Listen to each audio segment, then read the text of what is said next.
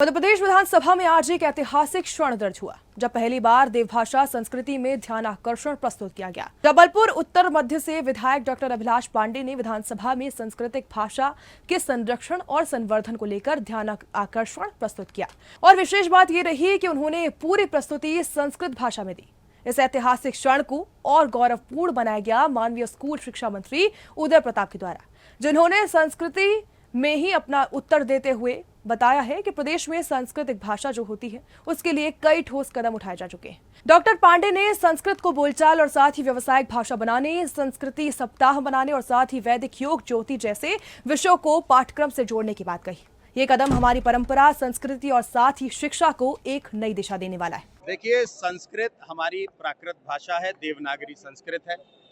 और संस्कृत भाषा को बचाए रखना और उसका संरक्षण और संवर्धन हमारी जिम्मेदारी है। आज विधानसभा के पटल में ध्यानाकर्षण के माध्यम से मैंने संस्कृत भाषा में और संस्कृत भाषा से ही ध्यानाकर्षण रखा। माननीय मंत्री जी ने भी संस्कृत भाषा में ही उसका उत्तर दिया और मुझे लगता है कि शायद ये विधानसभा के सदन के अंदर की ये पहली घटना है।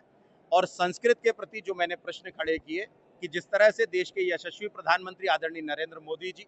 साथ ही जिस तरह से देश की सरकार ने राष्ट्रीय शिक्षा नीति लाकर जो संस्कृत को त्रिभाषा सूत्रों के अंदर बांधने का काम किया है, मध्य प्रदेश की सरकार ने भी आश्वस्त किया है कि 9th, 10th, 11th, 12th में जिस प्रकार की व्यावसायिक चीजों के साथ एक ऑप्शनल भाषा को लिया जाता है, उसी तरह से हिंदी, इंग्लिश और संस्कृत जो तीसरी भाषा है उसको भी अनिवार्यता की दृष्टि से उन्होंने प्रयास प्रारंभ किए हैं। साथ ही प्रतियोगिताओं के माध्यम से शिक्षकों को प्रोत्साहित कर छात्रों को प्रोत्साहित कर और आवासीय विद्यालय बनाकर संस्कृत का प्रोत्साहन करने का काम मध्य प्रदेश की सरकार कर रही है। मुझे ये पूर्ण विश्वास है कि सरकार ने जिस गंभीरता से जो बात कही है, ये आने वाले समय में संस्कृत को बचाए रखने में, उसके संरक्षण और संवर्धन में महत्वपूर्ण भूमिका निभाने वाली है।